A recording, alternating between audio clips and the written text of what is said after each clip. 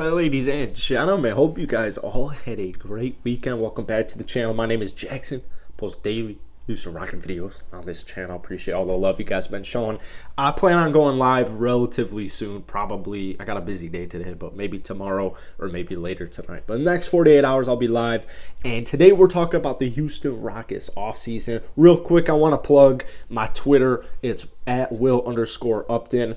I know my name is Jackson. I'm working on a Twitter change. But when I was 14, I made the name Will Upton because, you know, as all 14-year-olds are, you're a little insecure. It took about 5 years for my family to even know I made YouTube videos. I still don't, my family still has no idea what I really do.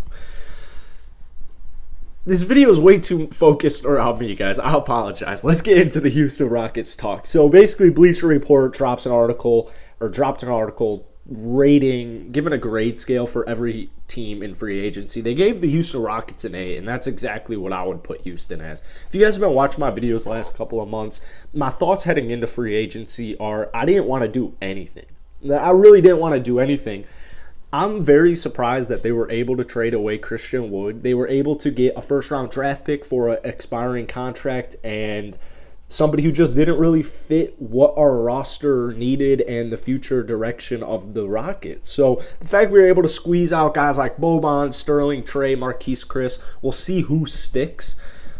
I'm very curious. I wouldn't be surprised, guys, if Trey Burke was like our backup point guard next season. I love Trey Burke. I don't know if Daishin or Ty is ready to handle that role and the responsibility, to be honest with you. So I wouldn't be surprised if they decide to go with Trey Burke for the first half of the season. Now, we will have to be making some roster cuts, but when we look at free agency as a whole, we got those 4 players, and then I guess technically we got our first 3 draft picks. We'll talk about that in a second. We bought out John Wall, which wasn't that needed. I guess there just really was no market for him, and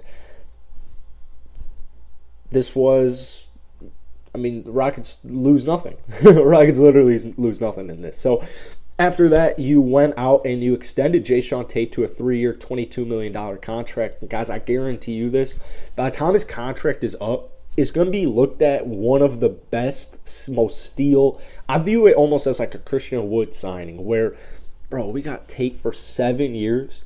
Guys, new money's coming into the league next year. Once our lockout is over at this, hopefully we're not locked out for too long, not this next season, but the year after that. I think what we're going to be seeing is just some ridiculous contracts. So I am a little skeptical of Kevin Porter Jr.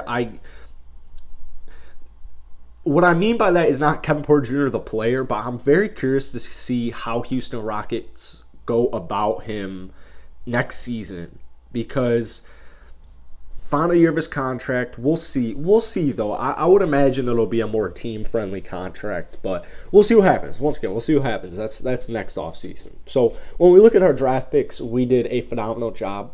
When you're picking at number 3, when you're picking really any point high lottery, and I'm thinking probably 1 through 4, maybe 1 through 5, you don't want to draft on fit.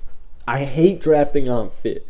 And so the fact that we didn't even really have a difficult decision to make, I get so annoyed, bro. I get so annoyed. There's still people out here, I think a lot of them are trolls now, but there's so many people out on Twitter saying, like, it should have been him, and it's a picture of Paolo Banchero and Jabari Smith, and it's like, bro, Paolo going 1, it might be the best thing to happen to Houston. We'll see what happens, but Jabari is going to be a good basketball player. He's a great shooter. He's a great defender, and I think it might take a little bit of time. But, there are countless examples. Kobe Bryant. There are countless examples of rookies in their rookie like Hall of Famers or very good all-star, superstar players that didn't have crazy-ass rookie seasons. So no matter how Jabari does this upcoming year, I'm not worried about him in the slightest.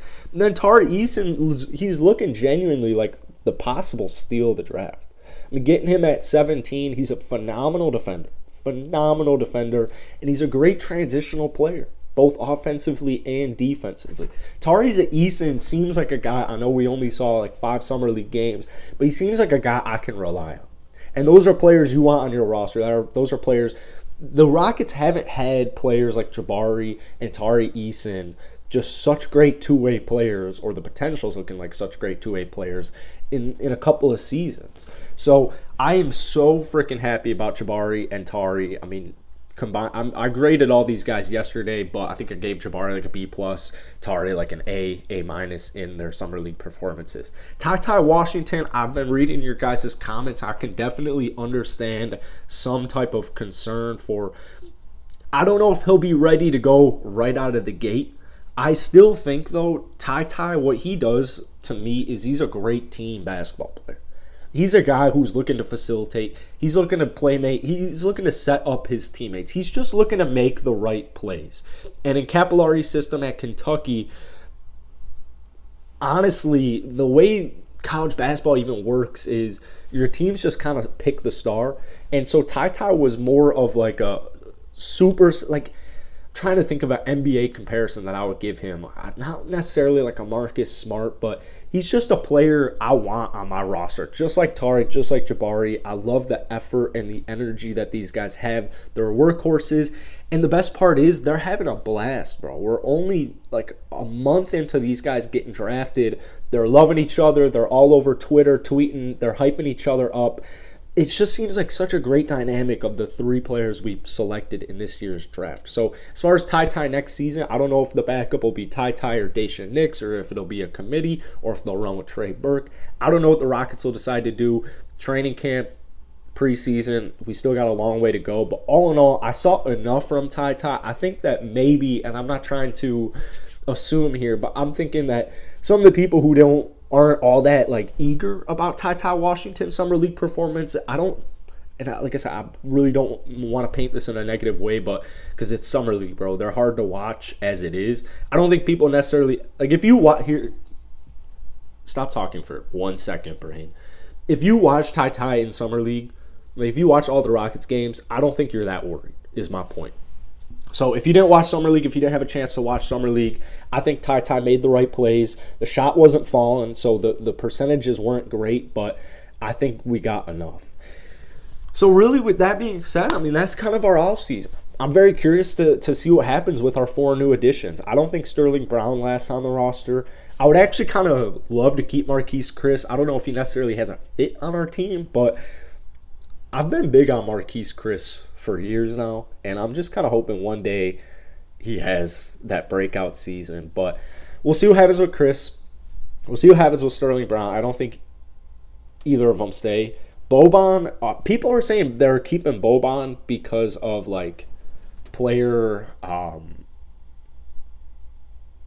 not appreciation, but why can't I think of simple words in today's video? I can't think of simple words because of like the fan appeal, I guess is the best word to describe it. People think they're gonna keep him for fan appeal. I think they might just keep him as a backup big man and just have another big body out there. So I wouldn't be surprised if Boban stays. And then with Trey Burke, same thing applies to him. If they have a role for him, if they think he has a role on the team, they'll keep him. But all in all, man, I really like what we have. And once again, they're going to have to make some decisions as far as contract goes, two-way player. Is it going to be Eric Coleman? Is it going to be Hudgens? How's that deal going to go? But all in all, man, we're looking really poised. We're looking to have we're set up for next season, but we're also set up for years to come. And I think Brooklyn might stay at this point. And guys, honestly, it doesn't matter because I was never really anticipating those Brooklyn net picks to be like high top 10 lottery picks. What I view these more as are trade assets to acquire superstars or to possibly even trade up in the draft. So that's it for today. Please let me know what you guys think about the Houston Rockets offseason down below. I love reading your guys' comments, man. I give them an A. I agree with Bleacher Report. I'm going to go ahead and give them an A. But go ahead, drop your grade down below, and I'll catch you cats later, man. Peace.